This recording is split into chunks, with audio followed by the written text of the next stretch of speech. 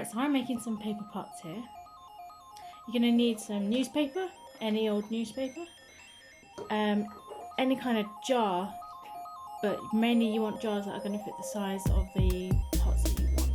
So I'm going for a medium size, and I'm also using this one for my plug plants, so that's about the right size. About half the size, I think, about half the size. Okay, so to start off, get your newspaper.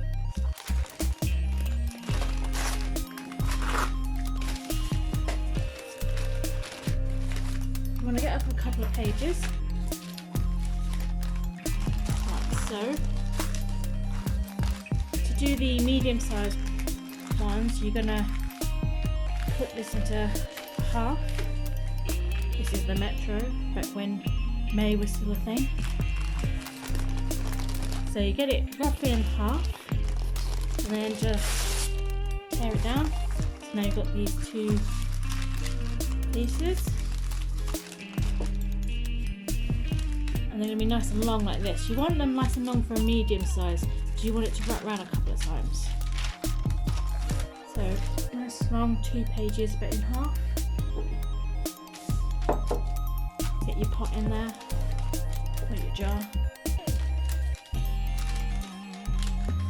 Don't worry about it being too even. The gist will do. Roll it along. I'll sort it out a little bit at the end. Push your pot in a little bit. You want like a decent amount of size to do a fold over. So I usually start off at the seam here, just to give it the extra stability.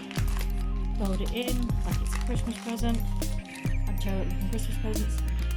And then slam it down, twist it a bit at the bottom so that it will stay more firm down. Don't worry about it flicking up. Then you're going to pop your jar out. Don't worry if it's a little bit stuck in there, give it a bit of a push, don't worry. The paper can handle it. Just going to use my hand here. Again, find the seam. You want to fold it over.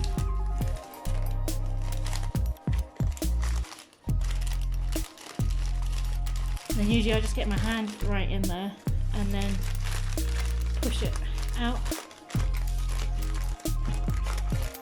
And voila, pop. Make a few of these. This will be a good size of, well, pumpkins go in these really well, straight out to planting. But if you're going to put anything of a bigger size plant, this works great as a pot for these. If you want it for smaller plants, and then they can stay in the pot for longer. You don't have to worry about planting them out so quickly. So for my plug plant side, I'm going to take this half piece that I've already done, fold it in half again.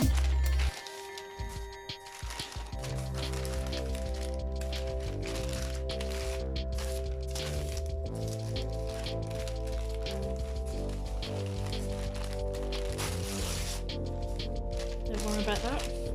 I mean, all funny and uneven. I'm going to keep the length because I like these to be nice and stronger because they are smaller. Best to give them a little bit more strength, but you can do it half rather than 2. The length of 2, you can do it as 1 page. Here we go. Same again, give it a nice amount of space to fold over.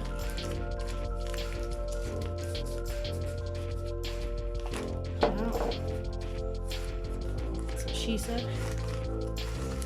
Fold in, use your fingers or your hand, whatever you can fit in there. And there you go. Plug plant size.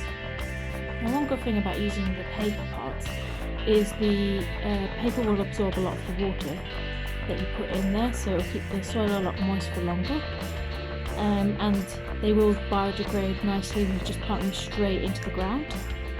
There used to be a worry about the ink getting into the soil, but they don't use that ink anymore.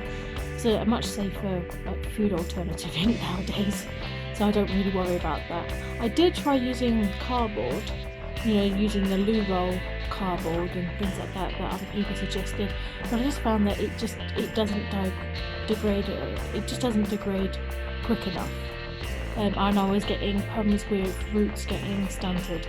they just couldn't get through the paper very easily, and then you were having to poke holes through the paper constantly.